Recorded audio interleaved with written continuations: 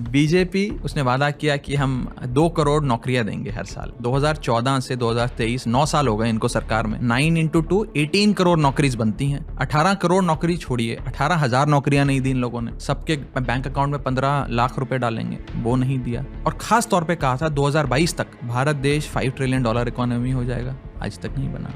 2022 तक bullet train चलेगी, आज तक नहीं चली। 2022 तक सबको पक्का मकान मिल जाएगा, आज तक नहीं मिला।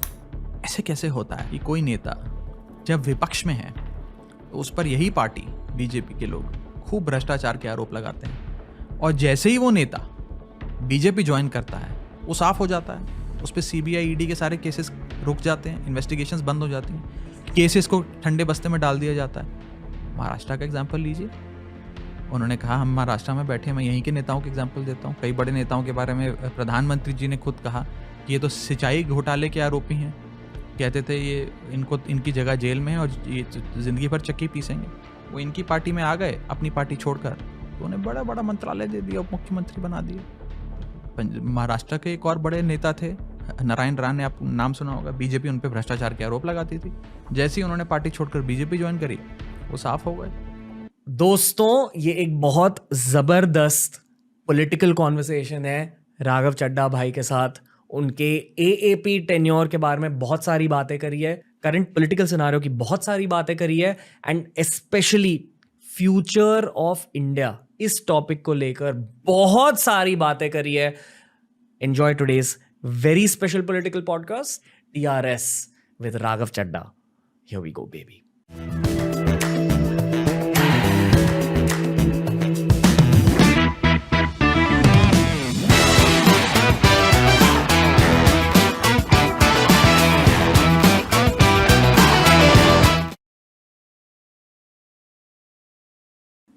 राघव चड्ढा, टीआरएस में आपका स्वागत है। कैसे हो? बहुत अच्छे हैं। बहुत अच्छा लग रहा है आपको सामने देख। हिंदुस्तान में एक राजनीतिक दल है, पॉलिटिकल पार्टी, उसका नाम भी टीआरएस है। हाँ। तो आपने शायद वहां से इंस्पिरेशन ली है। नहीं, हमने उनके सर्च इंजन ऑप्टिमाइजेशन स्कोर को बीट करके किया। अभी नंबर 1 डिजिटल प्रॉपर्टी क्रिएट करी है। Startup mentality. हम भी स्टार्टअप हैं। हाँ, वही। आम आदमी party is also political startup. Political startup मतलब क्या? वेल, पॉलिटिकल स्टार्टअप मतलब एक छोटे से ग्रुप ने 8, 10, 50, 100, 200 लोगों ने मिलकर एक प्रयोग किया, एक्सपेरिमेंट शुरू किया, जिसका नाम आम आदमी पार्टी। और मैं अक्सर कहता हूँ it is India's fastest growing political startup. Okay. 10 साल के अंदर इतनी बड़ी पार्टी बन गई, 2 सरकारें हैं, 161 विधायक हैं, 11 सांसद हैं। तो it's the fastest growing political startup. Okay, cool. जैसे आप एक स्टार्टअप है, हम भी एक स्टार्टअप है। You are a founder, I may be a co-founder.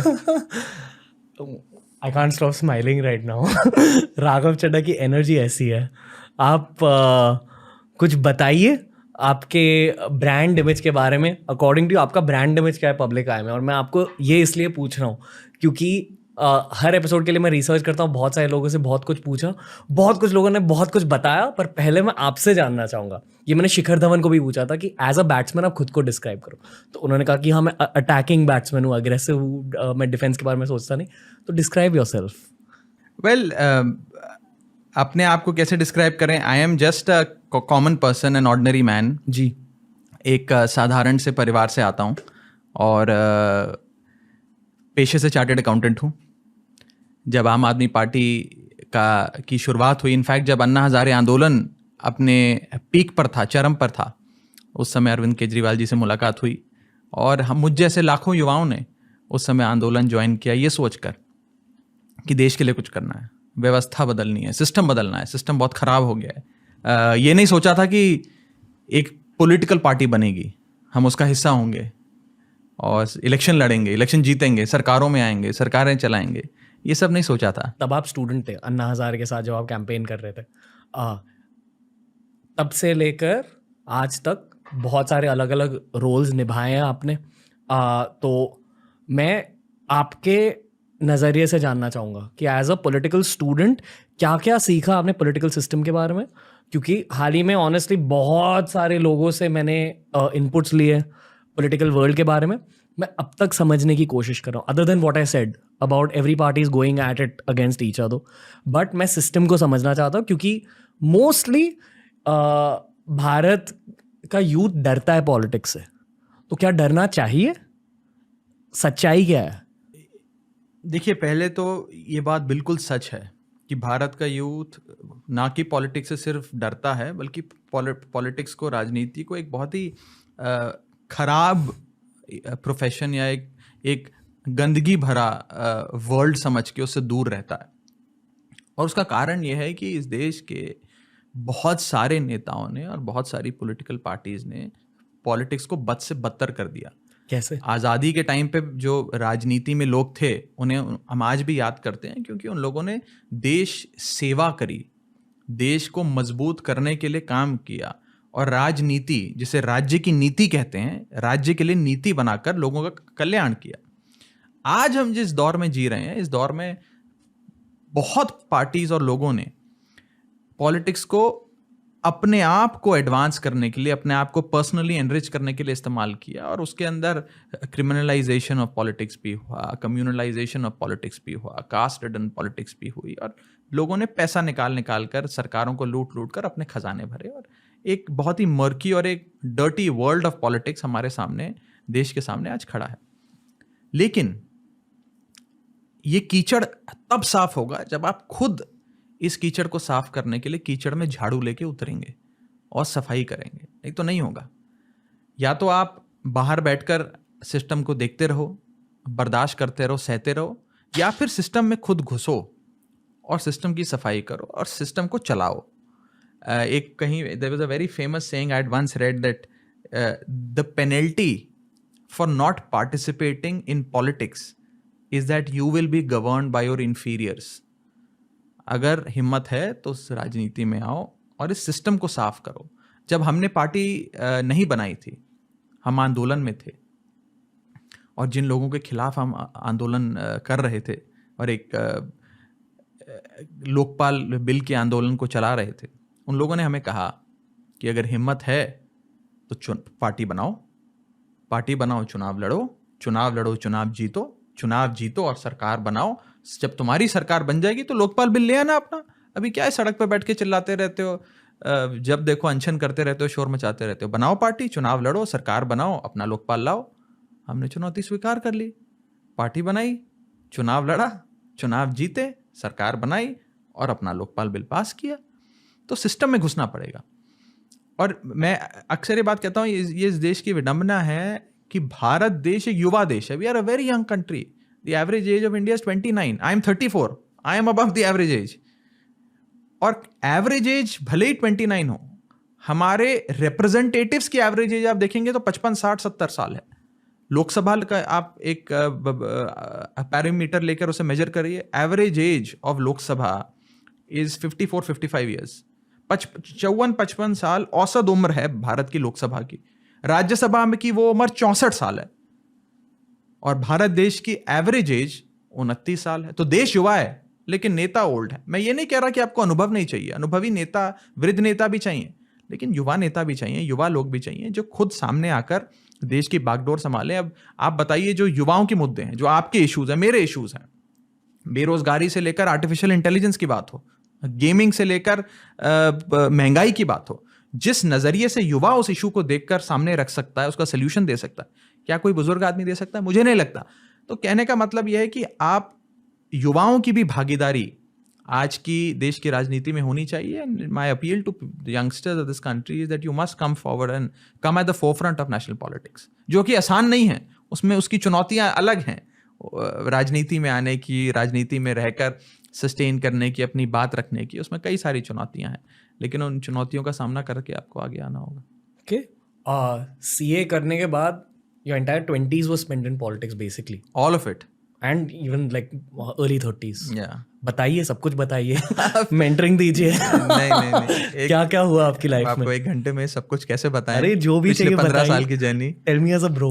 देखिए, it's been a life changing experience, it's been a fantastic learning experience. और मुझे मेरे नेता अरविंद केजरीवाल जी ने जितनी सीखने की अपॉर्चुनिटीज़ दी, काम करने की अपॉर्चुनिटीज़ दी, शायद ही किसी और पॉलिटिकल पार्टी में किसी भी युवा को इतनी अपॉर्चुनिटी मिलती। आपको स्विच कभी फील हुई from CA to okay possible politician? देखिए स्विच ज़रूर फील होती है और रोज़ फील होती थी, लेकिन सबसे बड़ी बात यह है कि and it may sound like a cliché but I didn't choose politics, somehow politics chose me, it just happened. जैसा कि मैंने आपको बताया, मैं पेशे से चार्टर्ड अकाउंटेंट हूँ, अपनी छोटी मोटी प्रैक्टिस चला रहा था जब अरविंद केजरीवाल जी से सबसे पहले मिलने का मुझे मौका मिला, और बस वो दिन था और धीरे धीरे जिम्मेदारियां बढ़ती गई, वो काम देते गए और बात कहीं से कहीं जाती रही, फिर पॉलिटिकल पार्टी बन गई, फिर पॉलिटिकल पार्टी में जिम्मेदारी मिली और फिर कारवां चलता गया। तो कोई एक दिन ऐसा नहीं था कि महसूस हुआ कि भाई आज चार्टर्ड अकाउंटेंट थे, कल सुबह उठेंगे तो फिर राजनीति में आ जाएंगे, ऐसा नहीं था। But of course it is a big personal sacrifice, social sacrifice, a financial sacrifice. एक प्रोफेशन को खूब मेहनत करके चार्टर्ड अकाउंटेंट बने। इस देश में चार्टर्ड अकाउंटेंट बनना आसान नहीं है बहुत बहुत पढ़ाई करनी पड़ती है, दिन रात पढ़ाई करनी पड़ती है, और but knowledge never goes to waste. Well बिल्कुल नहीं। और मैं आपको बताना चाहूँगा कि जो मैंने स्किल सेट अपने चार्टर्ड अकाउंटेंसी के दिनों में एक्वायर किया था, चाहे वो एक्सेल शीट पे काम करने का हो या नंबर क्रंचिंग का हो, वो आज भी मेरी पॉलिटिक्स में, आज भी मेरे काम में मुझे बहुत काम आता है। It comes in very very handy. तो knowledge and your hard work never goes waste, that is for sure. आपको बचपन से पॉलिटिशियन बनना था? कभी नहीं बनना था। मैं आपको बड़ी इंटरेस्टिंग चीज बताता हूँ, बचपन से इंडियन आर्मी ज्वाइन करने का सपना था। हम क्या करते हैं, जब आप भी स्कूल में पढ़े, हम भी पढ़े, जब एक क्लास से दूसरी क्लास में आप ग्रेजुएट होते हैं, मान लीजिए 4th स्टैंडर्ड से 5th स्टैंडर्ड में जाते हैं, so first week of your new class is when सारी फैकल्टी आके आपसे मिलती है, नई हिस्ट्री टीचर आती हैं, नई इंग्लिश टीचर आती है, नई हिंदी टीचर आती हैं, और फर्स्ट पीरियड में पूछती हैं कि सब खड़े होकर अपना इंट्रोडक्शन दो, जिसमें अपने बारे में बताओ, अपने माता पिता के बारे में बताओ, और ज़िंदगी में क्या करना चाहते हो ये बताओ। आई ऑलवेज यूज टू से कि मैं ज़िंदगी में इंडियन आर्मी ज्वाइन करना चाहता हूँ, इंडियन आर्मी में ज्वाइन करके भारत की सेवा करना चाहता हूँ। अब आर्मी तो नहीं ज्वाइन कर पाए, वो रास्ता नहीं चुन पाए, लेकिन जो देश सेवा का एक जज्बा था, एक मन में एक इच्छा थी, वो राजनीति के जरिए और इस पॉलिटिकल एक्टिविज्म के जरिए पूरा करने की कोशिश कर रहे हैं। ओके और अब अगर एक टीचर आपसे पूछे कि आपको क्या करना है ज़िंदगी में, तो आप क्या कहोगे? देखिए, बहुत कुछ करने का मन है, जिसमें सबसे पहले तो एज अ नेशनलिस्ट कहूँ, एज अ देशभक्त कहूँ, तो देश को आगे ले जाना है, भारत देश को दुनिया का नंबर 1 देश बनाना है। उसमें मैं अगर अपना कुछ योगदान दे सकता हूँ तो अवश्य देना चाहूँगा। और ये इसलिए है, and I think about it very often, कि इस दुनिया में बहुत ऐसे देश हैं जो हमारे बाद आज़ाद हुए। भारत तो 1947 में आज़ाद हुआ, कई ऐसे देश हैं जो 1947 के बाद आज़ाद हुए, लेकिन वो आज हमसे बहुत आगे निकल गए। कई ऐसे देश हैं जिसमें जापान का खास तौर पे मैं जिक्र करूंगा, जो पूरी तरीके से तहस नहस हो गए World War II में, लेकिन आज वो हमसे कहीं ज़्यादा आगे हैं, वो अपने पाँव पे खड़े हुए। तो हम क्यों पीछे रह गए इस दौड़ में? Why haven't we able to catch the train? तो हम पीछे रह गए और बाकी जो देश थे जो हमारे बाद आज़ाद हुए वो आगे निकल गए। तो कोशिश ये है कि हम भी उसी रास्ते आगे बढ़ें और भारत देश को दुनिया का नंबर 1 देश बनाए। वो एक एम्बिशन है मेरा, कि उसमें मैं जो कर सकूं मैं करूंगा। पर अगर आपको कोई पॉलिटिकल पार्टी ज्वाइन करनी होती तो कौन सी करते हैं? मुझे based on the political commentators जितना भी उन्होंने कहा है, मुझे ये पता है कि everyone has their own narrative, which is why I still don't have an answer, और उस आंसर को ढूंढने की कोशिश कर रहा हूँ। चलो, may be by the end of this podcast you'll have an answer. Maybe I've thought of this question क्योंकि मैंने वो संदेश वाला इंटरव्यू देखा था। अच्छा। तो मुझे याद है आपने भी उनसे यही पूछा था। पर again I don't know enough about politics on a deeper level. I know what the news shows मी, पर मुझे ये पता नहीं अगर न्यूज़ मुझे सच दिखा रही है कि नहीं। Honestly fair enough. I don't know अगर सोशल मीडिया भी मुझे सच दिखा रहा है या नहीं, and I try not creating an opinion. Correct. क्योंकि सब कुछ ट्विस्टेड है। ये जो आपके मन में डाउट है, हाँ, ये सिर्फ आपके मन में नहीं, इस देश की बहुत बड़ी आबादी के मन में डाउट है कि जो आपका न्यूज़ चैनल सुबह शाम आपको खबर दिखाता है या जो अखबार में छपता है, क्या वही सच है? इस पर एक बहुत बड़ा प्रश्न चिन्ह लग गया। शायद आज से 10 साल पहले, 15 साल पहले, 20 साल पहले जो भी हम न्यूज़ में देखते थे या अखबार में पढ़ते थे उसे सच मानते थे। दिस इज एक्यूरेट रिपोर्टाज, जो हुआ है वो अखबार ने छापा है। अब ऐसा नहीं है। ये एक बहुत बड़ा खतरा है इस देश के लिए। मैंने तो बल्कि राज्यसभा में, देश की संसद में लोकतंत्र के सबसे बड़े मंदिर में ये सवाल खड़ा किया था कि हमारे देश के न्यूज़ चैनल्स को क्या हो गया आज, सुबह शाम एक ऐसी भड़काऊ बहस कराकर देश का माहौल ख़राब करते हैं, एक्यूरेट रिपोर्टाज करते ही नहीं है, एक झूठ को 1000 बार बोलो वो सच में तब्दील हो जाता है, यही हो रहा है। तो एक बहुत बड़ी and a lot of journalist today have become cheerleaders and noise has replaced news, sense has been replaced by sensationalism, so it's the state of Indian media is quite bad. पता है ऑनेस्टली आई फील कि youth in सारी बातों को अच्छे से जानती है, क्योंकि हमने हमारे पेरेंट्स के जनरेशन को देखा कि सब लोग 9 बजे टीवी देखते थे, and most teenagers would think कि यार ये क्यों देख रहे हो आप, इतने सारे लोग झगड़ रहे हैं। That's why lot of people got out of that political interest also. पर मैं बहुत बड़ा जो रोगन का फ़ैन हूँ और मैं उनके पॉडकास्ट सुनता हूँ उनके वाइल्ड लाइफ एपिसोड्स के लिए, स्पोर्ट्स एपिसोड्स के लिए। पर उनके पॉडकास्ट में जब पॉलिटिकल कमेंटेटर्स आ जाते हैं, यूएस के पॉलिटिशियंस आ जाते हैं, आई फील कि एक बहुत रॉ फॉर्म ऑफ पॉलिटिक्स मिल जाता है आपको। इसलिए मैंने सोचा कि यार हमें इंडिया में भी ऐसी चीज़ें करनी चाहिए। पर 2 टाइप के पॉडकास्ट होते हैं, एक पूरे तरह से पॉलिटिकल पॉडकास्ट होते हैं समदीश की तरह। आई don't know if that's a podcast और एन इंटरव्यू। यहाँ मैं बस ह्यूमन साइड को एक्सपोज करने की कोशिश कर रहा हूँ, क्योंकि मुझे खुद पॉलिटिक्स में घुसना नहीं है, क्योंकि आप जीत नहीं सकते पॉलिटिक्स में। हर मुद्दे को लेकर प्रोज और कॉन्स होते हैं, आर्ग्यूमेंट्स होते हैं दोनों साइड से, and there is no winning. That's one thing I realise, which is a big reason कि maybe that's why I don't want to enter your world. But मुझे बस जानना है ताकि लोग जाने मेरे सवालों के थ्रू। मैं काफ़ी ज़्यादा स्टूपिड सवाल भी पूछूंगा आपसे, क्योंकि अगर आप स्टूपिड सवाल पूछोगे तो आप बेसिक्स को जानोगे, फिर आप खुद के ओपिनियंस फॉर्म कर सकते हो। Do you agree? So don't mind some of the very basic questions. Don't worry, okay, absolutely. और ज़्यादा पॉलिटिशियंस पॉडकास्ट क्यों नहीं करते? ये बहुत ज़रूरी है। 2023 में कोई भी न्यूज़ चैनल्स नहीं देखता, at least from the youth perspective. I have friends working in news channels जहाँ सैलरीज कट की गई हैं, they losing out on money, they losing out on numbers, क्योंकि हर कोई अब अपने फ़ोन पर है। तो I don't understand why more politicians don't appear on shows, and I actually really love what Samdish is doing honestly. तो आई कैन प्रॉमिस यू कि मैं जिन भी पॉलिटिशियन से अब मिलूंगा इस शो के बाद मैं सबको कन्विंस करूंगा कि you must do podcast. And it's a very नहीं अच्छी है, it's a very informal way of having a nice conversation. And इसमें बहुत सारी ऐसी चीज़ें निकल कर आ सकती हैं जो शायद आपके 9 बजे की या शाम के 6 बजे की जो बहस होती है न्यूज़ चैनल्स पे उससे ना निकले। And a different perspective and a completely human side of a politician or any artist or any interesting person who you would like to interview, वो निकल कर आती है, जो अपने आप में एक बड़ा अचीवमेंट है। पर आपको क्या लगता है, मुझे टफ सवाल पूछने चाहिए पॉलिटिशियंस को? आपको जैसे सवाल पूछने हैं करिए। आपके देखिए, मैं हमसे तो जो मर्जी सवाल करिए, हम तो सारे सवालों का जवाब देंगे। बीजेपी के लोगों से जब मिले उनसे सावधानी से सवाल करिएगा, उनसे कहीं टफ सवाल करेंगे तो फिर रेपरकशंस हो सकते हैं। ओके, अगर टफ सवाल भी पूछे मैंने तो भी।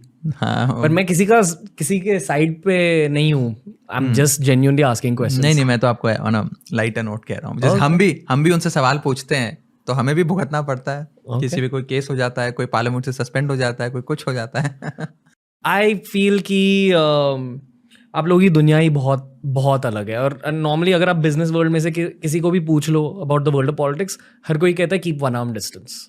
ऑनेस्टली ये नैरेटिव कहाँ से है? और लिटरली जिससे भी मैंने बात करी है बिजनेस वर्ल्ड में से, हर कोई ये regardless of political parties, keep one arm distance from politics, ये नैरेटिव है। एंड मैं ऑब्वियसली मेरी मेंटर्स की बात सुनूंगा। I am a capitalist, I want to grow businesses, और मेरा मानना है कि मैं भी जो भी कर रहा हूँ भारत के लिए कर रहा हूँ, पर मैं बिजनेस के थ्रू करूँगा। आई एग्री, बट यही मैं कहूँगा कि इस देश की विडंबना है। This is the problem. देखिए, जब हम स्कूल में होते हैं, कॉलेज में होते हैं, पढ़ाई लिखाई कर रहे होते हैं, तो हमारे परिवार वाले हमें कहते हैं बेटा तुम बड़े के डॉक्टर बनना, इंजीनियर बनना, क्रिकेटर बनना, चार्टर्ड अकाउंटेंट बनना, एक्टर बनना, आर्टिस्ट बनना, लेकिन नेता मत बनना। क्यों? क्योंकि politics has become a bad word in this country. इसीलिए कहा जाता है, जैसा कि आप बता रहे हैं, कि पॉलिटिशियन से वन आर्म डिस्टेंस रखिए, उनसे दूर रहिए, उनकी दोस्ती भी नहीं अच्छी, उनकी दुश्मनी भी नहीं अच्छी, so on and so fourth. पर मुझे लगता है कि ये धारणा बदलनी चाहिए। हम जैसे, आपके और हमारे जैसे आम घरों के बच्चे जब राजनीति में आएंगे, प्रोफेशनल्स अपना काम, अपना रोजगार, अपना व्यापार, अपनी नौकरियां छोड़कर राजनीति में आएंगे, तभी तो राजनीति बदलेगी। अगर इन्हीं लोगों के भरोसे छोड़ दिया तो तो ये तो देश को लूटते जाएंगे और देश का ऐसे ही हाल होता जाएगा। सरकारें बदलेंगी, व्यवस्था नहीं बदलेगी। सरकारें बदलेंगी, आपकी हमारी ज़िंदगी नहीं बदलेगी। तो अगर सिस्टम ठीक करना है तो सिस्टम में आओ, झाड़ू लेकर आओ, सफाई करो, सिस्टम साफ करो। ओके जितने भी पॉलिटिशियंस है देश में, क्या हर किसी की इंटेंशन भारत फर्स्ट है, इंडिया फर्स्ट है, या लोग अलग अलग रीजंस के लिए एंटर करते हैं? आपने क्या सीखा? देखिए, किसी भी प्रोफेशन के अंदर प्योरिटी नहीं है और हमारे प्रोफेशन में तो खास तौर पे नहीं है।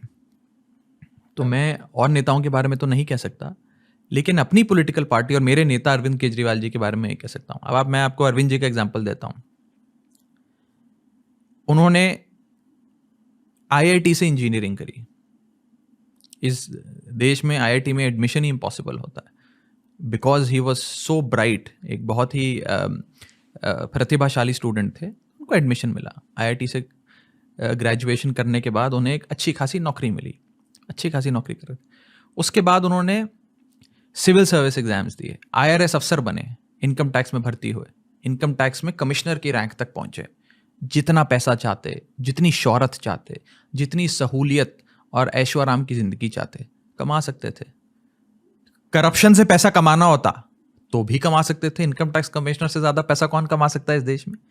लेकिन उन्होंने ये सारी व्यवस्था को लात मारी, सिस्टम के बाहर आए और आंदोलन किया, एक्टिविज्म किया, और जैसे जैसे जिंदगी जिस मोड़ पे उनको लेती गई, पॉलिटिकल पार्टी बनी और आज वो एक सूबे के मुख्यमंत्री हैं, एक पॉलिटिकल पार्टी चला रहे हैं और लाखों लोगों की जिंदगी बदल रहे हैं। ये एग्जाम्पल है कि कैसे आम इंसान, आम घरों से आने वाला एक प्रतिभाशाली इंसान राजनीति में आकर व्यवस्था परिवर्तन कर सकता है। ये है आम आदमी पार्टी की असली ताकत। And that is why I say that आम आदमी is the future of India. Anand Ranganathan sir आए थे, एक पॉलिटिकल कमेंटेटर है, बहुत ज़्यादा रिस्पेक्टेड है। बहुत सारे लोग मानते हैं कि he is a pro Modi political commentator, वो राइट विंग है। आई पर्सनली फेल्ट जितने भी पॉलिटिकल कमेंटेटर्स मिले वो सेंट्रिस्ट है। मोदी गवर्नमेंट को क्रिटिसाइज भी किया और उनको प्रेज भी किया। उन्होंने अरविंद केजरीवाल को क्रिटिसाइज किया in terms of he doesn't keep up with his promises. अभी I know that's a very wide statement, it can be taken in many ways, पर यही नैरेटिव, आनंद रंगनाथन सर का नैरेटिव अब जाएगा साउथ मुंबई के घरों में, साउथ दिल्ली के घरों में, जहाँ पॉडकास्ट देखे जाते हैं। And that's the narrative that will go to their head, क्योंकि वो लोग न्यूज़ नहीं देख रहे, वो शायद न्यूज़ को इतने करीबी से फॉलो भी नहीं कर रहे। आपकी दुनिया न्यूज़ को करीबी से फॉलो करती है, समरीश की ऑडियंस न्यूज़ को करीबी से फॉलो करती है, मेरी कैपिटलिस्टिक ऑडियंस बिल्कुल नहीं। आप इसे काउंटर कैसे करोगे? इसके दो जवाब हैं जी। एक छोटा जवाब है, एक बड़ा जवाब है। छोटा जवाब ये है कि अगर आम आदमी पार्टी और अरविंद केजरीवाल अपने वादे पूरे नहीं करते, अपने प्रोमिसेस ऑनर नहीं करते, तो फिर ये कैसे हुआ कि 2013 में अरविंद केजरीवाल मुख्यमंत्री बनते हैं दिल्ली के लोगों के वोट से, फिर 2015 में फिर से इलेक्शन होता है, वो फिर से मुख्यमंत्री बनते हैं, और इस बार सबसे बड़े मैंडेट से, highest ever mandate in India's electoral history. फिर 5 साल बाद 2020 में फिर से विधानसभा का चुनाव हुआ, उस चुनाव को भी अरविंद केजरीवाल जीत जाते हैं।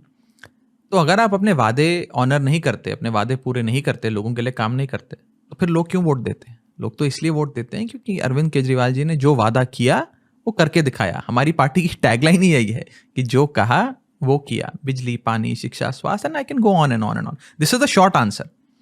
द लॉन्ग आंसर इज, हमने कहा था हम बिजली मुफ्त करेंगे। भारत देश का पहला राज्य दिल्ली बना जिसमें लोगों को बिजली मुफ्त मिली। हमने कहा था हम एक सम्मानजनक जीवन जीने के लिए जितना पानी आपको चाहिए एक परिवार को, यूनाइटेड नेशंस की गाइडलाइंस के हिसाब से पर person per day X litre पानी चाहिए, multiplied by the average size of the family, multiplied by 30 days which are there in a month. इतना पानी हम हर शख्स को फ्री देते हैं, आज भी देते हैं। सबके लिए access to quality health care दिया। आज दिल्ली सरकार के अस्पतालों में इलाज कराने के लिए पड़ोसी राज्यों से भी लोग आते हैं, बिकॉज एक फाइन क्वालिटी हेल्थ केयर लोगों को दिया जा रहा है, जिसमें इलाज, ऑपरेशन, दवाई जो मर्जी हो सब फ्री है। चाहे 100 रुपए की दवाई लेनी हो या 10 लाख रुपए का ऑपरेशन करा रहा हो, सरकार करा कर देती है, आपकी जेब से पैसा नहीं लगता। एक प्राइमरी हेल्थ केयर सिस्टम बनाया मोहल्ला क्लिनिक्स के माध्यम से, नेबरहुड क्लिनिक्स, यानी कि जैसे अभी हम वर्सोवा में बैठे हैं, वर्सोवा में ही कई सारे मोहल्ला क्लिनिक्स होंगे। आपकी तबीयत खराब हुई, खांसी जुकाम हुआ, वहाँ जाइए, वहीं इलाज कराइए। अस्पताल जाने की जरूरत नहीं है। अस्पताल तब जाइएगा जब कोई, परमात्मा ना करे, कोई बड़ा रोग आपको लगे। महिलाओं को मुफ्त बस यात्रा देते हैं, बुजुर्गों को तीर्थ यात्रा देते हैं, और सबसे बड़ी जो मेरे दिल के बहुत करीब है कि कोई भी शख्स जो सरकारी नौकरी में या देश की सेवा करते हुए शहीद होता है, उसे 1 करोड़ रुपए की, परिवार को उसके 1 करोड़ रुपए की सहायता राशि, सम्मान राशि दी जाती है। इस प्रकार के कई फैसले लिए हमने, लागू किए। अब दूसरी तरफ है एक और पार्टी बीजेपी, उसने वादा किया कि हम 2 करोड़ नौकरियां देंगे हर साल जी। 2014 से 2023 9 साल हो गए इनको सरकार में। 9 into 2 18 करोड़ नौकरीज बनती हैं। 18 करोड़ नौकरी छोड़िए, 18,000 नौकरियां नहीं दी इन लोगों ने। सबके बैंक अकाउंट में 15 लाख रुपए डालेंगे, वो नहीं दिया। और खास तौर पे कहा था 2022 तक भारत देश $5 ट्रिलियन इकोनॉमी हो जाएगा, आज तक नहीं बना। 2022 तक बुलेट ट्रेन चलेगी, आज तक नहीं चली। 2022 तक सबको पक्का मकान मिल जाएगा, आज तक नहीं मिला। 2022 तक 24/7 बिजली देश के हर घर को मिलेगी, आज तक नहीं मिली। 2022 तक सबके घरों में शौचालय होगा, आज तक नहीं बना। इस प्रकार की कई लंबी फहरिस्त है जिन्होंने वादे पूरे नहीं किए। तो आप खुद ही असेस कर सकते हैं कि कौन सी पार्टी है जो सिर्फ रेटरिक पे इलेक्शन जीतती है और प्रोमिसेस ऑनर नहीं करती, और कौन सी पार्टी है जो बिजली, पानी, शिक्षा, स्वास्थ्य पे काम करती है, वादे करती है, काम वो वादे पूरे करती है और जो कहा वो करके दिखाती है। Your party's publicity has not reached me and my circles, honestly. ये मैं बहुत रॉ चीज कह रहा हूँ आपको। Definitely, that's a very good point. It's a honest feedback for me. I duly note that. अभी narrative specially from a central government perspective it's totally BJP and Congress, और एटलीस्ट ये चीज़ें ब्रेक डाउन की जा रही है इन द बेस्ट सर्कल्स। जो मैंने देखा हर कोई बीजेपी को सपोर्ट करता है in the best upper most circles, which is why ये जो नैरेटिव्स आते हैं कि यार they've done bad for the world of business, I don't buy it. वही तो इस देश की असल लड़ाई है, क्लासेस वर्सेस मासेस। जी। क्लासेस में या एक आप कह सकते हैं अपर एचेलॉन्स ऑफ सोसाइटी में हो सकता है बीजेपी का समर्थन हो, लेकिन उतने ही इक्वल नंबर ऑफ पीपल हैं इन द हायर एचेलॉन्स, और खास तौर पे जो गरीब तबका है, निचला तबका है, जो बीजेपी का विरोध करते हैं। Okay, alright. एक जेनजी सवाल है आपके लिए, क्योंकि हम सब ऑनेस्टली इन शॉर्ट्स को फॉलो करते हैं, as in short form news को फॉलो करते हैं, या इन सोशल मीडिया से न्यूज़ गेन करते हैं, ठीक है। तो आपके पर्सपेक्टिव से 2 सवाल है आपके लिए। जब मैं रिसर्च कर रहा था, हर किसी ने मुझे कहा कि इनसे ये सवाल पूछे। पहला सवाल, ये जो ऑर्डिनेंस बिल का फियास्को हुआ था, ये खुद के नज़रिए से समझाइए एग्जैक्टली क्या। I am giving you all this bill, अगर 1 घंटा लेना 1 घंटा ले लो, पर अच्छे से समझा दो ताकि एक 12 साल का बच्चा भी जाने कि एग्जैक्टली क्या बिल हुआ। का फियास्को कौन सा? जो हाल ही में हुआ था, जो ऑर्डिनेंस बिल पास हुआ या जो मेरा सस्पेंशन हुआ? दोनों। अच्छा, the whole story from your eyes. Okay. दूसरी चीज, हमें ये बताओ कि आपको सच में इतना गुस्सा आता है? ये मुझे गुस्सा मिला आ रहा है कि अरे वो तो बहुत अग्रेसिव है, पार्लियामेंट में अग्रेशन दिखा दी, पर ये आप 12 साल के बच्चों से बात कर रहे हो, तो explain from a very basic level कि एग्जैक्टली हुआ क्या, व्हाई इज इट इम्पोर्टेंट, आपको कैसा लगता है now that you are the star of the show. देखिए, किसी भी लोकतांत्रिक व्यवस्था में लोग वोट की ताकत से अपना वोट देकर एक सरकार को इलेक्ट करते हैं। एक चीफ मिनिस्टर और उसके मिनिस्टर्स को चुनते हैं। वो चीफ मिनिस्टर और वो मिनिस्टर्स को सरकारी सिस्टम को इस्तेमाल कर लोगों के लिए काम करना होता है, लोगों की ज़िंदगी बेहतर करनी होती है। ये मोटे मोटे तौर पे एक बेसिक अंडरस्टैंडिंग है इस देश की डेमोक्रेसी की। लेकिन जब आप उस सरकार से सारी शक्तियां छीन लो, काम करने की जितनी पावर्स हैं, सब्जेक्ट्स ऑफ एडमिनिस्ट्रेशन है, वो सारे उससे एक एक करके छीन लो और उस सरकार को एक प्रकार से निरस्त कर दो, और मैं यहाँ तक कहूँगा कि एडमिनिस्ट्रेटिवली इम्पोर्टेंट कर दो, नपुंसक बना दो, तो वो सरकार काम नहीं कर सकती लोगों की। फिर इलेक्शंस ही क्यों कराए? एक बड़ा सवाल खड़ा हो जाता है। दिल्ली में कुछ ऐसा ही हुआ। दिल्ली के लोगों ने 3 बार लगातार 2013 में, 2015 में और 2020 में खूब प्यार आशीर्वाद से अरविंद केजरीवाल जी की सरकार बनाई। जैसे ही हमारी 2015 में सरकार बनी, केंद्र सरकार ने, सेंट्रल गवर्नमेंट ने, बीजेपी की गवर्नमेंट ने एक नोटिफिकेशन लाकर सर्विसेज यानी कि अफसरशाही की सारी शक्ति हमसे छीन ली। यानी कि अब हमारी सरकार का ब्यूरोक्रेट हमारी नहीं सुनेगा, बीजेपी की सुनेगा। अरविंद केजरीवाल जी अगर अपने ऑफिसर्स को कहेंगे कि तुम ये स्कूल्स ऑफ एक्सेलेंस दिल्ली के 50 जगहों पर बनाओ, ये रही जगहों की लिस्ट, तो ब्यूरोक्रेट बोलेगा कि जी मैं नहीं बनाऊंगा, मुझे तो बीजेपी ने मना किया, मैं क्यों आपकी बात मानूं। वो अरविंद केजरीवाल जी की सरकार का ब्यूरोक्रेट है, लेकिन सुनेगा अरविंद केजरीवाल जी की नहीं। अरविंद केजरीवाल जी कहेंगे कि भाई दिल्ली के कोने कोने में मोहल्ला क्लिनिक बनाओ, बोलेगा मैं नहीं बनाऊंगा, मुझे तो बीजेपी ने मना किया। आप कौन होते हैं मुझे बोलने वाले, मेरा बॉस तो बीजेपी है, मैं तो नहीं सुनूंगा।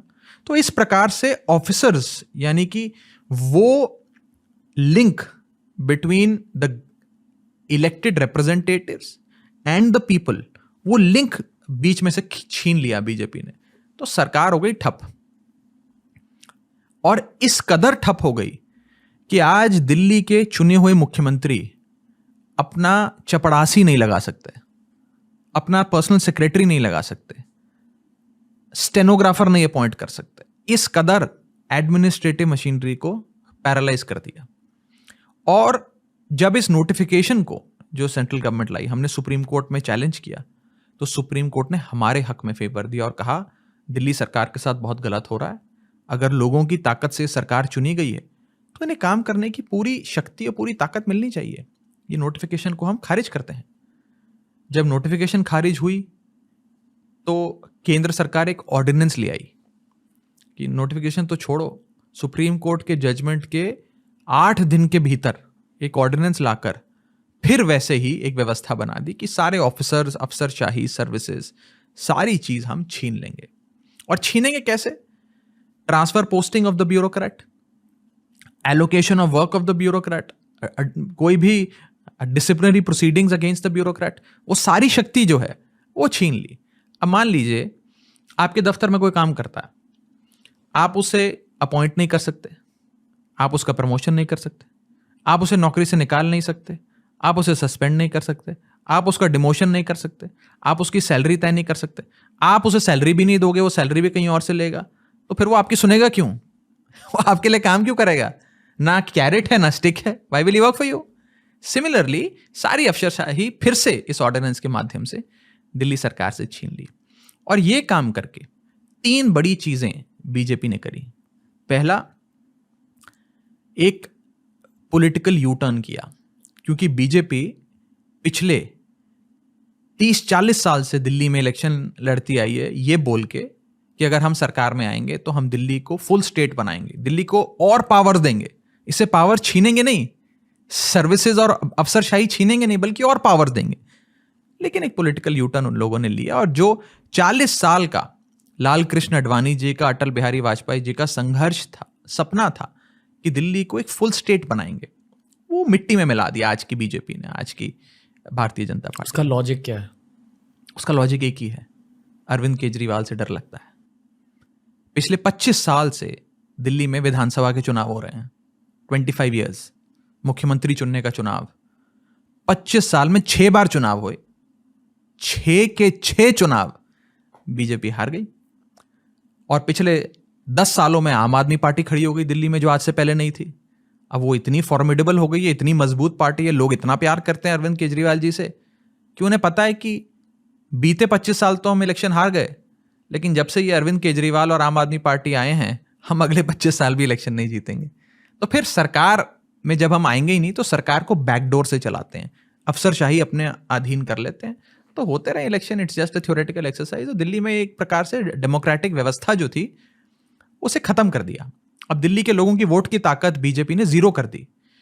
ये कोई आम आदमी पार्टी पे असॉल्ट नहीं है, अरविंद केजरीवाल या राघव चड्ढा पे असॉल्ट नहीं है, ये असल हमला है दिल्ली के 2 करोड़ लोगों पे। आपकी वोट की ताकत को 0 कर दिया, तो एक पॉलिटिकल यू टर्न लिया। दूसरा बड़ा हमला इन्होंने ये किया कि एक कॉन्स्टिट्यूशनल सिन है, एक संवैधानिक अपराध है। कैसे अपराध है? फेडरलिज्म, जो हमारे बेसिक स्ट्रक्चर ऑफ कॉन्स्टिट्यूशन का हिस्सा है, संघीय ढांचा, उसे तार तार करता है। दूसरा, सुप्रीम कोर्ट के फैसले को रिवर्स करने के लिए यह कानून लाया गया। सुप्रीम कोर्ट के फैसले को किसी कानून के माध्यम से आप रिवर्स नहीं कर सकते। सुप्रीम कोर्ट के फैसले को बदलने के लिए उस फैसले का क्या आधार था, बेसिस था, उसे बदलना पड़ता है। अगर वो आप बदलोगे तो सुप्रीम कोर्ट का फैसला अपने आप बदला जाएगा। लेकिन बिना आधार बदले सिर्फ एक बिल लाकर, एक ऑर्डिनेंस लाकर, एक कानून बनाकर सुप्रीम कोर्ट का फैसला नहीं बदला जा सकता। It is an unconstitutional illegal act. Third, एक साधारण बिल के माध्यम से, एक लॉ के माध्यम से, स्टैच्यूट के माध्यम से कॉन्स्टिट्यूशनल अमेंडमेंट करने का प्रयास किया गया है। जो कि सरासर गलत है, इलीगल है। और जैसे ही ये सुप्रीम कोर्ट में चैलेंज होगा, सुप्रीम कोर्ट फाड़ के इस बिल को, इस ऑर्डिनेंस को कचड़े के डब्बे में फेंकेगा। चौथा, ये ट्रिपल चेन ऑफ अकाउंटेबिलिटी को डिस्टर्ब करता है, जो मैंने आपको बताया कि अफसरशाही की जिम्मेदारी और जवाबदेही मंत्री के प्रति, मंत्री की जवाबदेही लेजिस्लेचर यानी कि विधानसभा के प्रति, और विधानसभा में जो एमएलएस बैठे हैं उनकी जिम्मेदारी जनता के प्रति। अब इस पूरे ट्रिपल चेन ऑफ अकाउंटेबिलिटी में से आप अफसरशाही निकाल लेते तो जीरो हो जाता सिस्टम, पूरी व्यवस्था ठप हो जाती है। तो ये दो बड़े पॉलिटिकल यूटर्न, कॉन्स्टिट्यूशनल सिन। और थर्ड बड़ा अपराध जो हुआ है वो है एक एडमिनिस्ट्रेटिव लॉकजाम की स्थिति पैदा हो गई है। अब दिल्ली के अंदर आज मुख्यमंत्री फैसले नहीं ले सकते, मंत्री फैसले नहीं ले सकते, सारे फैसले उपराज्यपाल लेते हैं, एलजी। अब एलजी को तो लोगों ने नहीं चुना। मैं पूछता हूं भाई, एलजी कौन सी विधानसभा से इलेक्शन लड़े? क्या कॉम्पिटेंस है एलजी की? दिल्ली के कौन से लोगों ने एलजी को वोट दिया? कोई एलजी का नाम भी जानता है? नहीं जानता। तो एक अपॉइंटेड आदमी को, एक सिलेक्टेड आदमी को इलेक्टेड आदमी के सर पे बिठा दिया, वो चलाएंगे। ये एक प्रॉब्लम।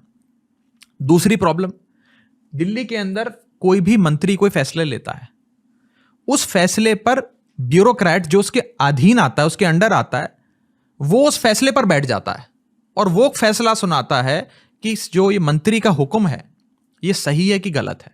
अगर गलत है तो हम लागू नहीं करेंगे। यानी कि ऑफिसर्स को एक जुडिशियल अथॉरिटी बनाकर मंत्रियों के सर पे बैठा दिया। थर्ड, जितनी भी चेयरमैनशिप्स, बोर्ड्स, कमीशंस और कमिटीज हैं सरकार की, उन सब की नियुक्ति की पावर, अपॉइंटमेंट की पावर सेंट्रल गवर्नमेंट को दे दी। अब जैसे दिल्ली सरकार के अंदर ट्रांसपोर्ट विभाग चलता है डीटीसी से, जल का मंत्रालय चलता है डीजेबी यानी कि दिल्ली जल बोर्ड से, इंडस्ट्री का विभाग चलता है डीएसआईडीसी से, महिलाओं के वेलफेयर का विभाग चलता है दिल्ली कमीशन फॉर विमेन्स, और इस प्रकार के 50 बड़े बोर्ड्स और कमीशंस हैं। यानी कि वर्चुअली सारी सरकार इन बोर्ड्स और कमीशंस के माध्यम से चलती है। अगर इन बोर्ड्स और कमीशंस की नियुक्ति की, गठन की, अपॉइंटमेंट और कॉन्स्टिट्यूशन की सारी शक्तियां अरविंद केजरीवाल जी की सरकार से छीनकर आप केंद्र में बैठी बीजेपी सरकार को दे दोगे, तो फिर वर्चुअली सारे विभागों को तो बीजेपी कंट्रोल करेगी, आप तो कंट्रोल करोगे नहीं। तो फिर वो जो चाहेंगे वो होगा। तो एक प्रकार से सरकार को ठप कर दिया, यानी कि पूरी जिम्मेदारी आम आदमी पार्टी और अरविंद केजरीवाल जी की सरकार पर डाल दी, लेकिन कोई पावर नहीं दी काम करने की, वो सारी छीन ली। ये गलत किया बीजेपी ने। और ये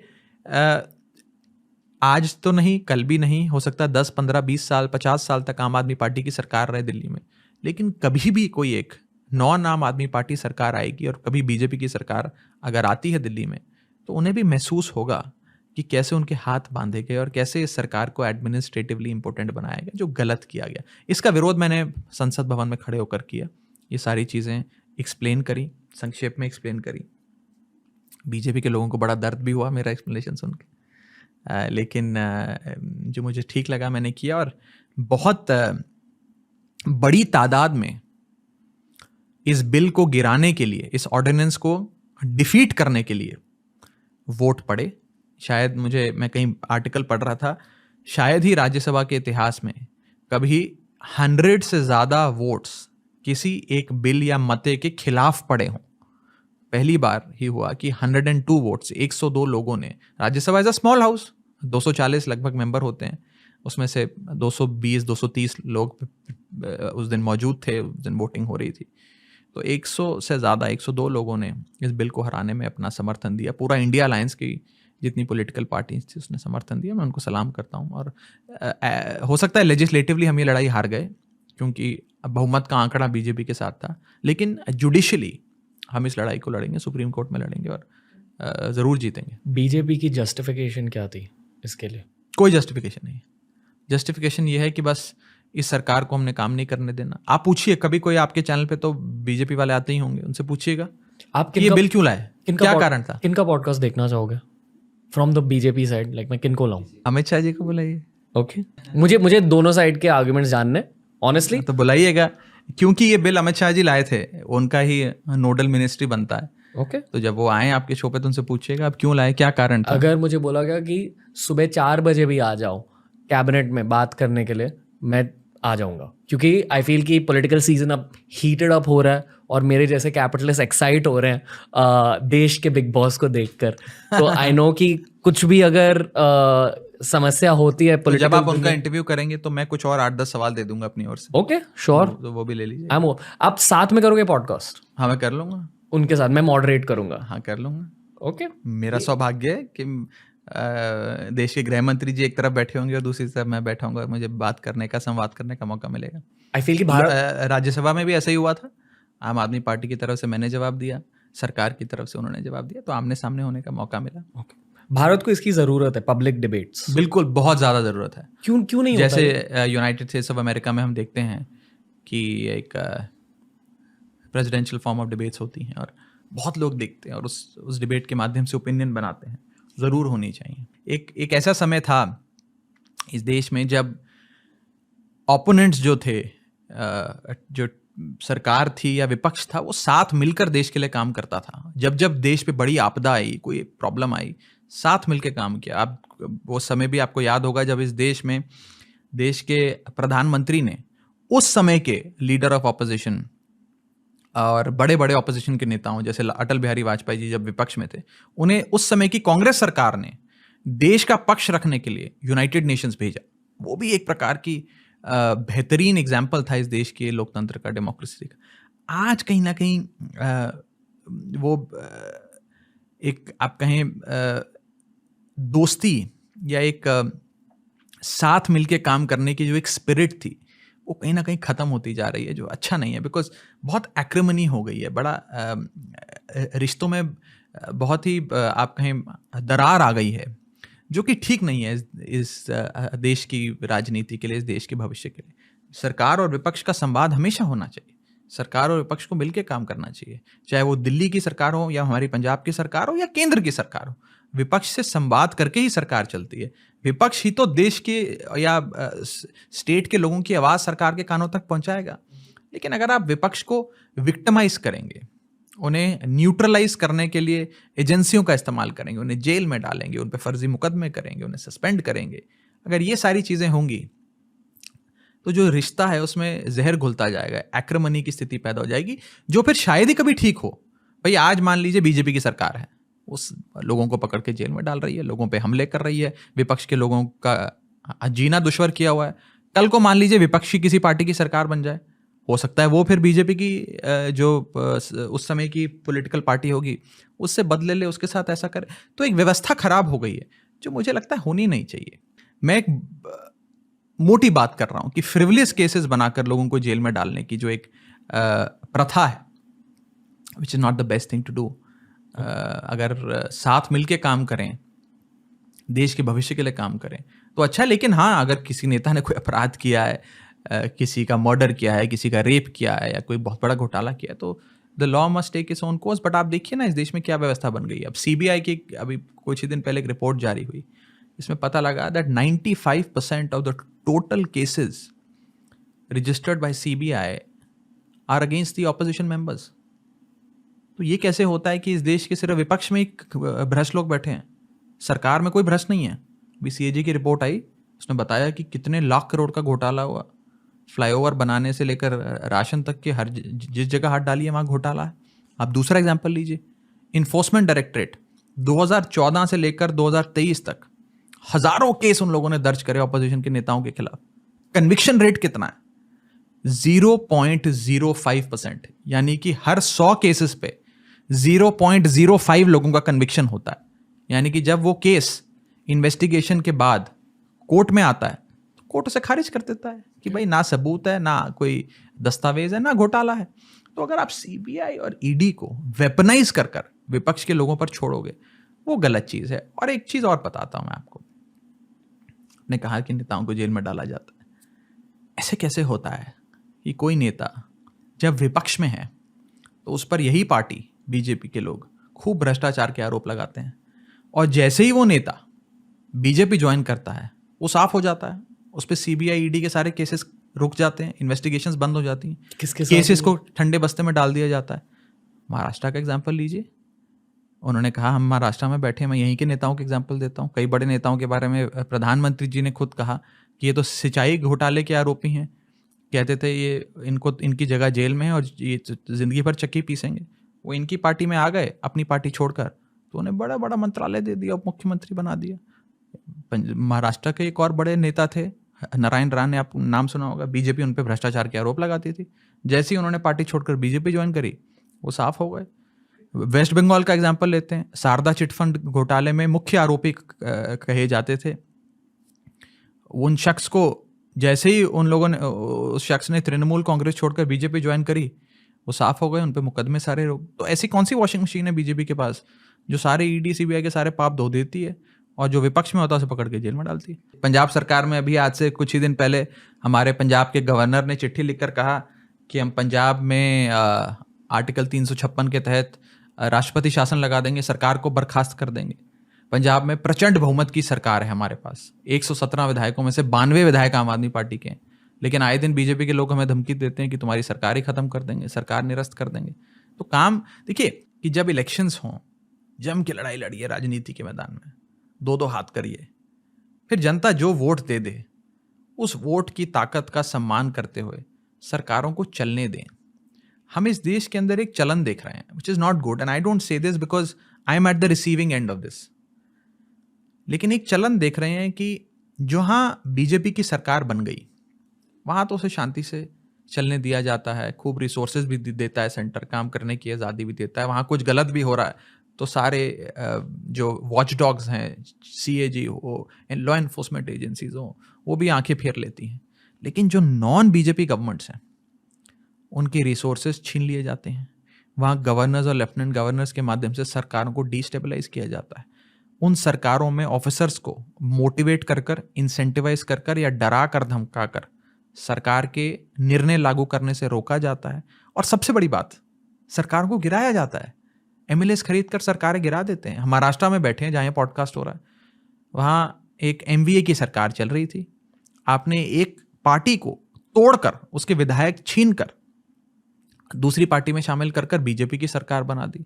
ये जो हॉर्स ट्रेडिंग हो रही है MPs और MLAs की, ये कोई चाणक्य नीति नहीं है। इसको हमें बहुत ग्लोरीफाई कर नहीं दिखाना चाहिए कि वाह क्या मास्टर स्ट्रोक है, सरकार तोड़ दी। नॉन बीजेपी गवर्नमेंट थी लेकिन एक चाणक्य आया, उसने एक मास्टर स्ट्रोक चलाया और उससे सरकार नॉन बीजेपी सरकार से बीजेपी सरकार बन गई। इसे अप्रिशिएट नहीं करना चाहिए, इसकी बुराई होनी चाहिए कि लोगों ने 5 साल के लिए एक सरकार चुनी, उस सरकार को काम करने का मौका मिलना चाहिए। अगर 5 साल बाद वो परफॉर्म नहीं कर पाते हैं तो लोग अपने आप उस सरकार को तोड़ देंगे, दूसरी पार्टी की सरकार को चुन लेंगे। तो ये जो इस देश में देखा जा रहा है ये ठीक नहीं है। यही मेरा मैसेज होगा। अब बेसिकली फेयर कंपटीशन को हाईलाइट कर रहा हूँ। फेयर कंपटीशन के साथ साथ मोटे मोटे तौर पर ये कहने का कोशिश कर रहा हूँ कि your enmity and this quest for power should stop at the election. Election जब समाप्त हो जाए, सारी चीजें समाप्त हो जानी चाहिए, फिर 5 साल बाद फिर इलेक्शन आएगा, फिर लड़ाई लड़ेंगे। पर 1 लेयर डीप जो ये कह रहे हो कि enmity goes on after elections, तो मेरा सवाल आपसे है कि क्यों, आपको क्या लगता है 1 layer deep on a human level क्या है? It's competition, it's fear of competition, fear of growth. Not, I mean I think ये तो सत्ता का नशा है। जिसके पास जितनी सत्ता है वो और सत्ता चाहता है कि और, जैसे बीजेपी की आज कई राज्यों में सरकार है, सेंटर में सरकार है, वो चाहते हैं और राज्यों की सरकारें भी हमारी हों। कहीं नॉन बीजेपी गवर्नमेंट लोगों ने चुन ली, उस सरकार को गिराकर वहां पर भी बीजेपी का झंडा बुलंद हो। तो उनकी एक एक्सपेंशन स्ट्रैटेजी है। वो expansion strategy is at the cost of India's democracy, is at the cost of Indian voter. वो गलत है, वो नहीं होनी चाहिए। लिजिट वेस के जरिए आप सरकार बनाए, इलेक्शन में लड़िए, इलेक्शन में आपको वोट दे देती है जनता, आपसे इंप्रेस होकर आप सरकार बनाइए, चलाइए।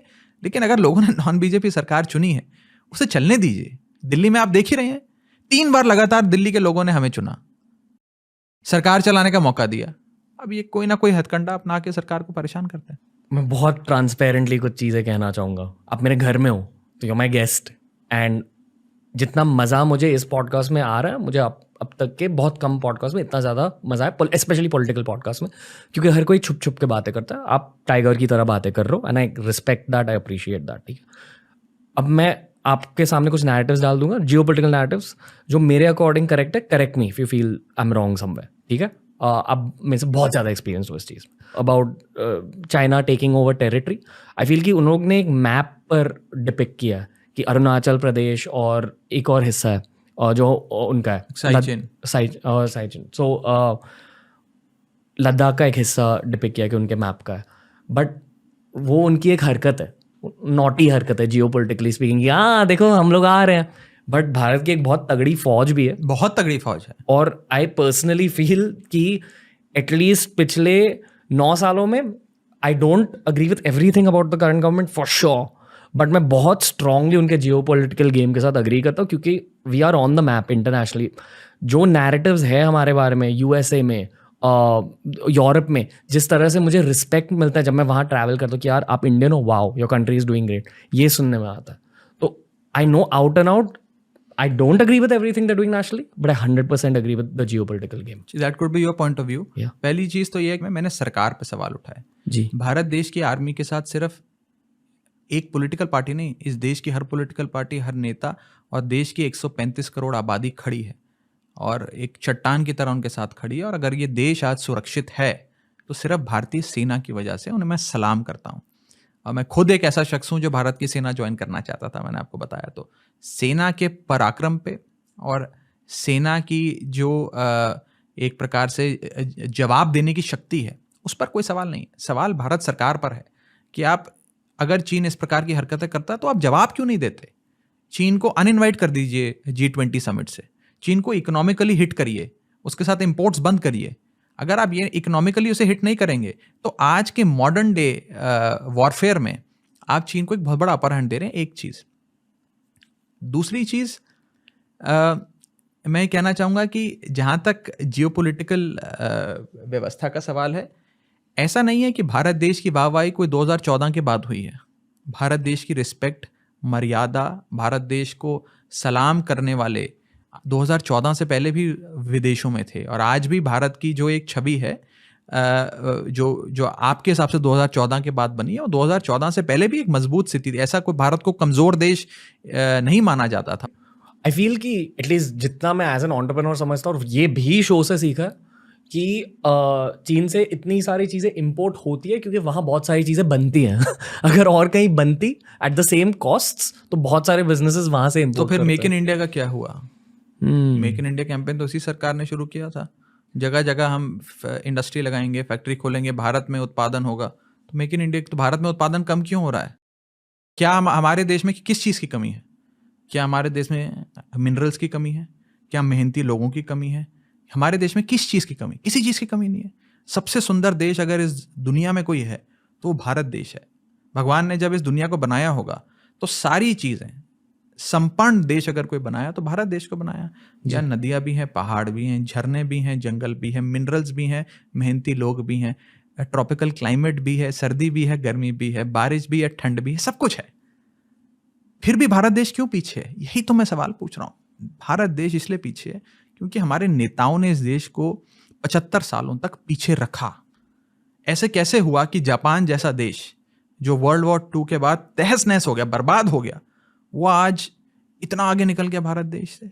हमें तो 1947 में आज़ादी मिली, हमारे बाद कई देशों को आज़ादी मिली जो ब्रिटिश कॉलोनीज थी, वो आज हमारे देश से आगे निकलकर विकसित देश बन गए। हम क्यों पीछे रह गए? हमारे देश में ऐसी क्या कमी? कोई कमी नहीं है। तो अगर उत्पादन चीन में हो रहा है तो हिंदुस्तान में भी उत्पादन करो। आपको रोक कौन रहा है? इंसेंटिवाइज करिए, पॉलिसीज लाइए।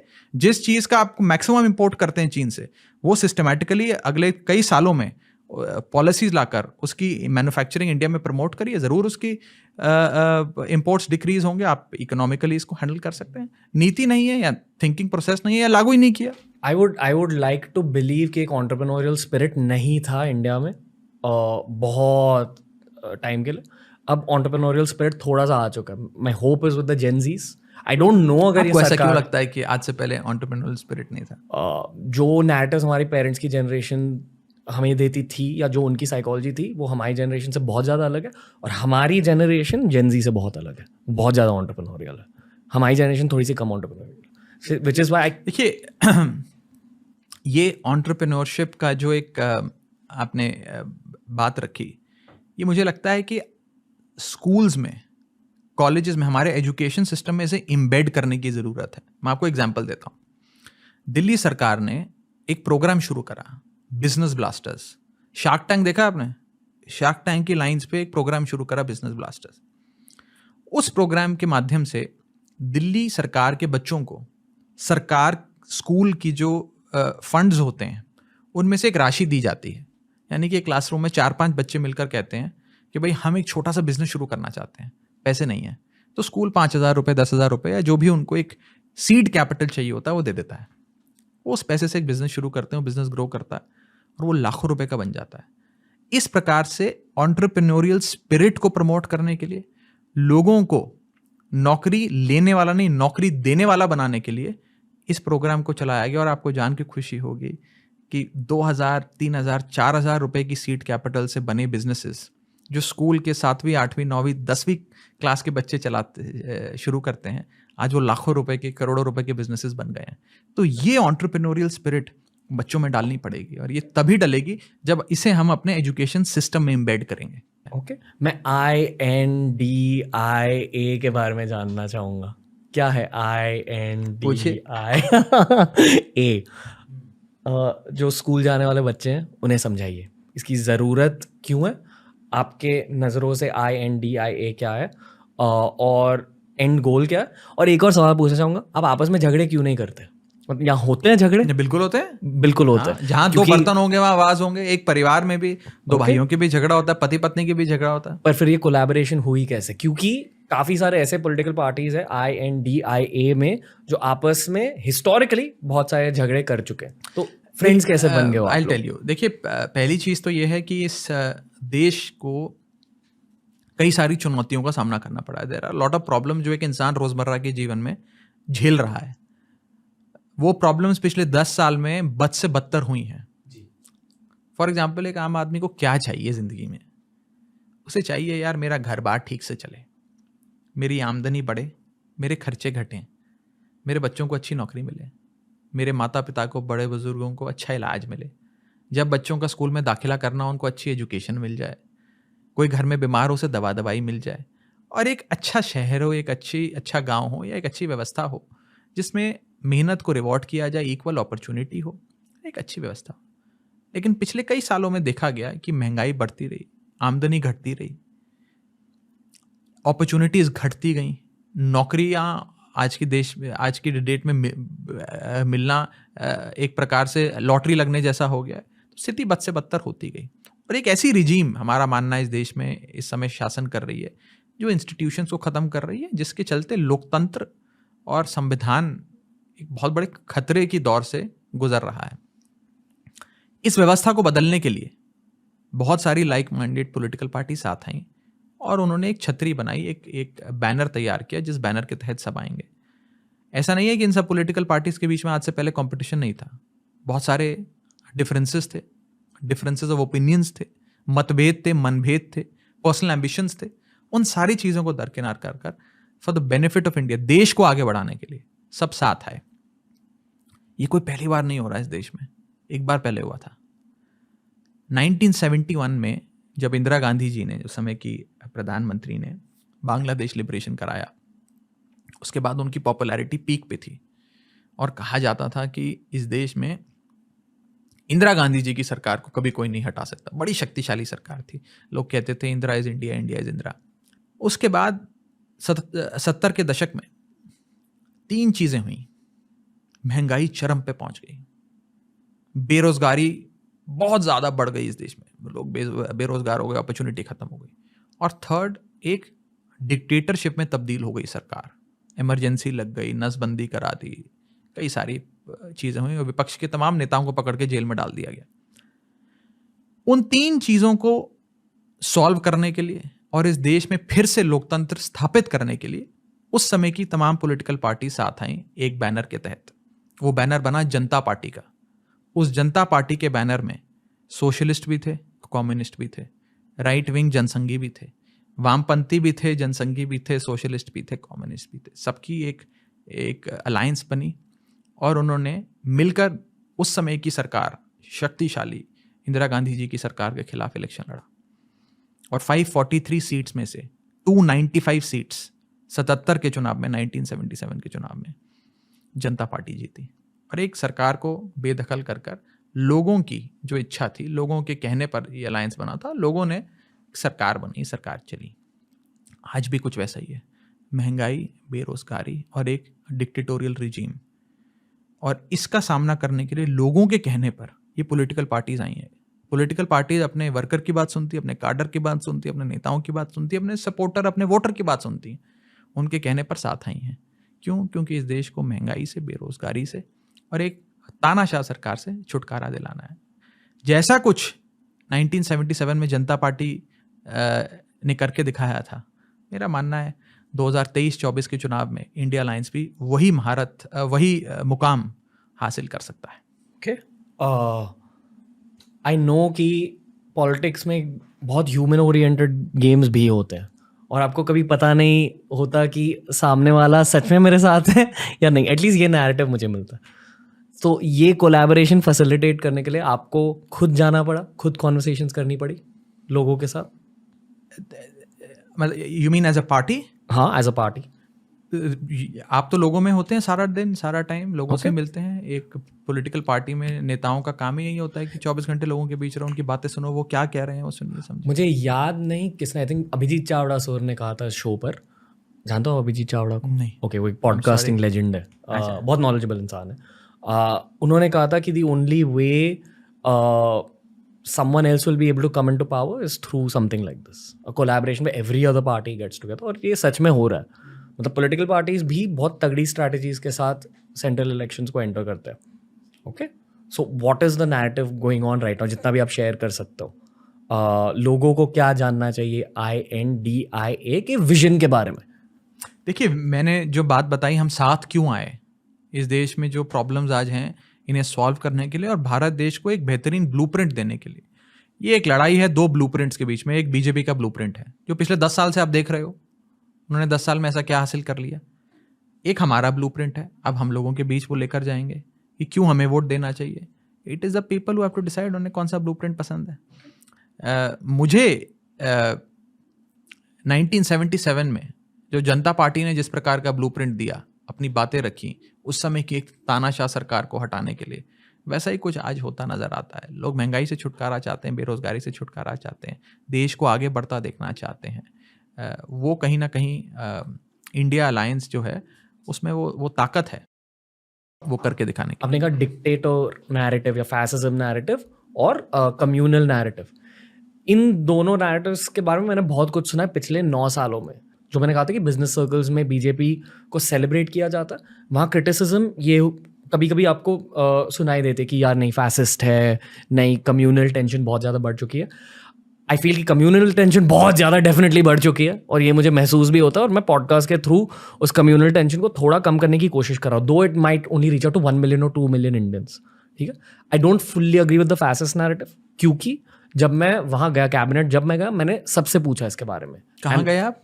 मैं कैबिनेट मैंने जब कैबिनेट मिनिस्टर्स के इंटरव्यूज करे, I pose this question to them and I was happy with their defence, at least again objectively speaking, कि जिस तरह से उन्होंने इस फैसिस्ट नैरेटिव को काउंटर किया, I was satisfied with their narrative and obviously I can't repeat, क्योंकि उन्होंने डिटेल्स के साथ पूरे नैरेटिव को ब्रेक डाउन किया था। My personal opinion is that ये एक पॉलिटिकल नैरेटिव है कि फैसिज्म होने वाला है देश में, डिक्टेटरशिप होने वाली है देश में। I don't know, maybe I might be wrong also. आप इस आर्ग्यूमेंट को कैसे रिस्पॉन्ड करोगे? देखिए, इसका रिस्पॉन्स तो देश की जनता देगी। आप एक राह चलते आदमी से पूछिए उसे वो क्या महसूस करता है। मैं आपसे एक सिंपल सा एग्जांपल देके आपसे समझने की कोशिश करूंगा, शायद उससे इस सवाल का जवाब निकल जाए। श्योर। आज कोई आपको फ़ोन करता है, किसी को भी फ़ोन करता है, आप तो फिर भी एक इम्पॉर्टेंट आदमी, एक साधारण से आदमी को फ़ोन करता है, नॉर्मल लाइन पे बात कर रहा होता है, तो वो कहता है फ़ोन काट, व्हाट्सएप पे कॉल कर, फेस टाइम पे कॉल कर। एक हर शख्स के मन में डर है कि सरकार हर चीज़ देख रही है, हर चीज़ सुन रही है। कोई गलत बात नहीं करनी किसी को, कोई लेन देन की बात नहीं करनी, साधारण सी बात भी करनी है तो लोग कहते हैं व्हाट्सएप पे कॉल करो यार, फेस टाइम पे कॉल करो, किसी और VoIP ऐप पे कॉल करो। क्यों? क्योंकि एक इनहेरेंट डर है सबके मन में इस सरकार को लेकर। इस सरकार ने इंस्टीट्यूशंस और इन्फोर्समेंट एजेंसीज का दुरुपयोग कर इस देश में डर पैदा किया है। इस डर से लोगों को छुटकारा दिलाना है, लोगों के मन से ये डर निकालना है। मैं आपसे पूछना चाहता हूँ, 2014 में पेट्रोल 55 रुपये प्रति लीटर मिला करता था, क्या आज एक समाज को 55 का और दूसरे समाज को 100 रुपये का मिल रहा है? ऐसा नहीं है। दोनों को 100 रुपये प्रति लीटर का पेट्रोल मिल रहा है। डीजल 45 रुपये प्रति लीटर पे मिलता था। क्या ऐसा है कि एक समाज या एक वर्ग विशेष को बीजेपी 45 रुपये प्रति लीटर पेट्रोल दे रही है और दूसरे समाज जिसे कंट्रोल करने की बात करती है उसे 100 रुपये प्रति लीटर पेट्रोल दे रही है? महंगाई, बेरोजगारी, ये इस देश के रियल इश्यूज हैं। इन इश्यूज पे इलेक्शन होना चाहिए। इन इश्यूज की बात लोगों को करनी चाहिए। समाज को बांटने का, जात, धर्म, बिरादरी, भाषा के नाम पे जो समाज को बांटा जाता है, ये कुछ पॉलिटिशियंस अपने फायदे के लिए करते होंगे, लेकिन बातें होनी चाहिए बिजली की, पानी की, शिक्षा की, स्वास्थ्य की, महंगाई की, रोजगार की। इन इश्यूज पे बात करिए। मनजोत बैठे हैं रूम में जो दिल्ली से है। He is 20 years old, 20 no, ये एज का 21। ये मुंबई में पिछले 1-2 साल से, but I always heard him speak positively about AAP। And जितने भी मेरे दिल्ली के दोस्त हैं पॉजिटिवली बात करते हैं। जो मैंने पहले भी कहा था कि शायद मुंबई तक आपका PR पहुंचा नहीं है। I am curious to know if you guys know that, and I am curious to know कि अगर आपकी कोई ऐसी विजन है फॉर नेशनल एक्सपेंशन, क्योंकि you went from being a one state party to a multi state party, पर अभी अगर ये पॉलिटिकल स्टार्टअप को ज़्यादा स्केल करना है। देखिए, I take this input as a very important feedback, और मैं ज़रूर इस फीडबैक को अपनी पार्टी में भी डिस्कस करूँगा कि कैसे हम और लोगों तक पहुँचें, मुंबई तक पहुँचें, और शहरों तक और राज्यों तक पहुँचें। और उसमें PR करने की बात हो या अपनी बात लोगों तक पहुँचाने की एक योजना हो, मिशन हो, उसमें जो करने की कोशिश हम कर सकते हैं हम करेंगे, जो हमारे लिमिटेड रिसोर्सेज हैं उसके माध्यम से। अब मैं एज अ पॉडकास्टर कुछ चीज़ें कहूँगा। I am sorry if I am crossing a line. शुरू करिए। देखो, मैं पॉलिटिक्स सीख रहा हूँ इस पॉडकास्ट के थ्रू, आप जैसे लोगों से मिलकर, पॉलिटिकल कमेंटेटर्स से मिलकर। मैंने ये डेफिनेटली नोटिस किया है कि हर टॉपिक को लेकर हर पार्टी खुद के पॉजिटिव्स को ही हाईलाइट करती है और दूसरे पार्टी के नेगेटिव्स को हाईलाइट करती है। और मैंने ये भी समझा कि ठीक है, this is an aspect of politics, ये करना पड़ता है। एंड देन एक डीपर लेयर होता है एडमिनिस्ट्रेशन का, गवर्नेंस का, पॉलिटिकल स्ट्रैटेजी का। तो इसलिए मैं ज़्यादा फ्यूचरिस्टिक सवाल अब पूछने लगा हूँ, स्पेशली पॉलिटिशियन से। So that's why the line of questioning. बहुत बड़ा फ्यूचरिस्टिक सवाल है आपके लिए, so take your time with it. Parineeti Chopra के sorry how irritated do you get? नहीं पूछिए वो एलिफेंट इन द रूम को हटाया जाए, क्योंकि लोग ये सोच रहे हैं कि परिणीति चोपड़ा के बारे में थोड़ी सी बातें करनी चाहिए, भाभी के बारे में। तो आप बताइए, आप मिले कैसे? आप देश के फ्यूचर के बारे में बात कर रहे थे, अब आप मेरे फ्यूचर पे आ गए। Okay, just kidding. आप हटाना चाहोगे वो एलिफेंट इन द रूम को कि बाद में? नहीं, पूछिए कैसे मिले आप? अब देखिए, सारी चीजें मुझसे आज मत पूछिए। मैं घर जाऊंगा तो मुझे मार पड़ेगी कि सारे जवाब देकर आ गए। लेकिन आई कैन ओनली से इस विषय पे कि हम जैसे भी मिले, it was a very magical and a very organic way of meeting, and it is something that I thank God every day for giving me Pariniti in my life. खुश हो लाइफ में? हाँ, खुश हो। या क्यों खुश हो? Because God is very kind and I'm happy. Okay. ये सबसे बड़ी ब्लेसिंग है आपकी लाइफ की? बहुत बड़ी ब्लेसिंग है, and I'm extremely happy that I have her as my partner. As I said, I thank God every single day for giving her to me, for her presence in my life as my worthy partner. Okay. पूरा देश बहुत ज्यादा खुश है आपकी शादी को लेकर, ये भी एक नैरेटिव है। मैं देश से ज्यादा खुश हूँ शादी को लेकर। मेरे रिसर्च में ये निकल गया, अरे यार परिणीति क्यूट कपल। आपको लगता है आपका एक क्यूट बॉय इमेज आपको पॉलिटिक्स में भी हेल्प करता है? अब यार, वो क्यूट बॉय इमेज देखकर वोट दे दें या हमारा काम देखकर वोट दे दें, अल्टीमेटली तो वोट चाहिए होते हैं, तो वोट मिल जाए तो हम अच्छा काम करेंगे। ये तन्मय भट्ट ने मुझसे कहा था कि या तो भी वेरी मेमोरेबल लुकिंग या तो भी वेरी गुड लुकिंग। तो आप वेरी गुड लुकिंग हो। चलिए, इसमें मेरा कोई योगदान नहीं है। It is all because of my mother and my father. ये उनकी जीन्स है, उनका DNA है, जिसकी वजह से मैं जैसा हूँ। आई फील कि आप पहले तो I can you clearly focus on your grooming also. आप बहुत you are very well groomed. ये दिल्ली के लोगों की खासियत होती है, you guys care more about fashion and grooming. Am I right? यार क्या ग्रूमिंग, आज शेव कर ली 6 दिन बाद। नहीं, आप अच्छे दिखते हो, हॉट दिख रहे हो। It's a compliment. चलिए, thank you. Okay, take that as a compliment. ये थोड़े समदेश जोन में जा रहा है। जाइए। How do you look back at that Samdish conversation? It's good यार, आई लाइक दैट। हाँ, very different kind of an interview. ऐसा इंटरव्यू लोग लेते नहीं हैं. Okay. तो काफी अलग था, अच्छा था, मजा आया.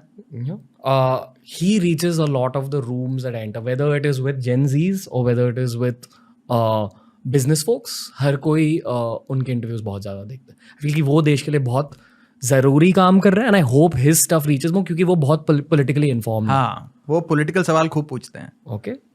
But how is it being on the receiving end? आपको कैसा लगता है? अच्छा लगता है, बिकॉज यूजुअली हम नेताओं को जो इंटरव्यूज करने की आदत होती है, वो सिंपल हार्डकोर पॉलिटिकल सवाल आता है, एक जवाब आता है, वो बात खत्म हो जाती है.